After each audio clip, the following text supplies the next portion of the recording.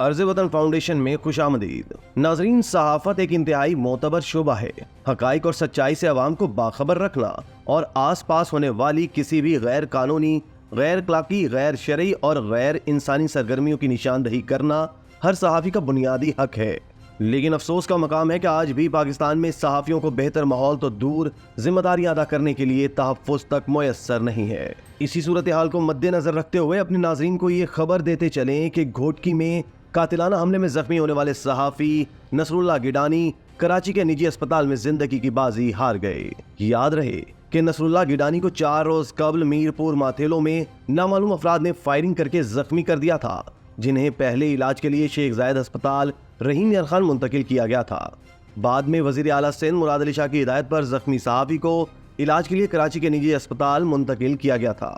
दोस्तों, सहाफ़ी नसरुल्लाह गिडानी के इंतकाल पर सहाफ़ियों, सियासी, समाजी रहनुमाओं और कौम परस्तों समेत सिविल सोसाइटी ने SSP ऑफिस के बाहर एहतजाजी धरना दिया था और मुतालबा किया था कि नसरुल्लाह गिडानी के कातिलों की गिरफ्तारी तक एहतजाज जारी रहेगा।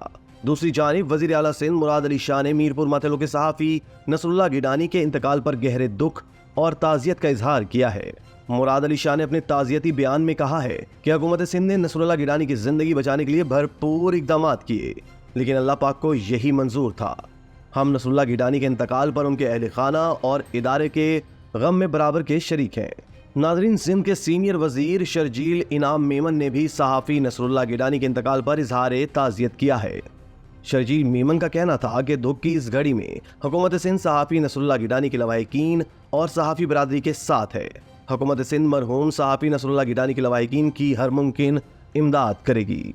अपने नाज़रीन पर वाज़े करते चलें कि Sindh commission for protection of journalist and other media practitioners ने मीरपुर माथेलो के सहाफ़ी नसरुल्लाह गिडानी के कत्ल की तहकीकात के लिए कायम GIT को मुस्तरद करते हुए IG सिंध गुलाम नबी मेमन को नई स्पेशल इन्वेस्टिगेशन टीम बनाने की हिदायत कर दी हैं। कमीशन ने IG सिंध से कहा है कि स्पेशल इन्वेस्टिगेशन टीम का सरबराह सक्खर डिवीजन के अलावा किसी और डिवीजन के DIG को बनाया जाए और टीम के दीगर अरकान का ताल्लुक भी सक्खर पुलिस से नहीं होना चाहिए।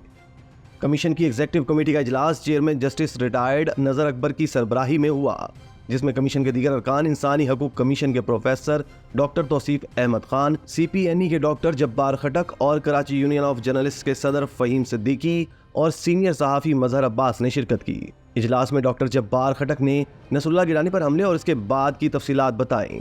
इजलास में इस बात पर भी अफसोस का इजहार किया गया कि नसरुल्लाह गिडानी पर हमले के बाद भी पुलिस और इंतजामिया की जानिब से उनकी जान बचाने के लिए वो जरूरी इकदाम नहीं किए गए जो किए जाना चाहिए थे।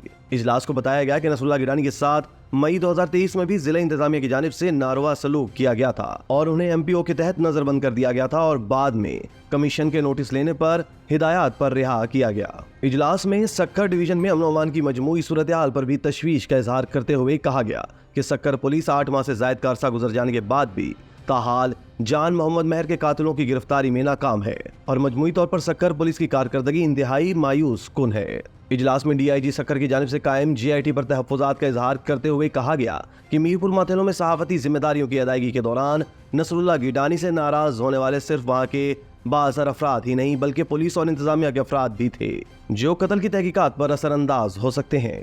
लिहाजा इस कत्ल की तहकीकात सक्खर डिवीजन से बाहर होनी चाहिए। कमीशन के चेयरमैन ने IG सिंध को हिदायत की हैं कि नसरुल्लाह गिडानी के कत्ल की तहकीकात के दौरान होने वाली पेशरफ्त से यौमिया बुनियादों पर कमीशन को आगाह किया जाए। इजलास में कमीशन की घोटकी में फोकल पर्सन महकमा इत्तलात की डिप्टी डायरेक्टर मोहतरमा राफिया बानो की कारकर्दगी को सराहा गया, जिन्होंने इस वाक़े के बाद अस्पताल जाकर तमाम तफसीलात ली और कमीशन को भेजी। नाजरीन, आज भी पाकिस्तान सहाफ़ियों के लिए आलमी सतह पर इन्हीं वाक़यात के बायस एक खतरनाक मुल्क समझा जाता है, क्योंकि कलम की स्याही अगर किसी के खिलाफ हकायक दर्ज कर रही हो तो सहाफ़ी को रास्ते से हटाने के लिए जराइम पेशा अफराद किसी भी हद तक जाने से गुरेज नहीं करते। इसी तरह की मजीद वीडियोस देखने के लिए आप हमारा चैनल सब्सक्राइब करके बेल का आइकॉन प्रेस कर सकते हैं।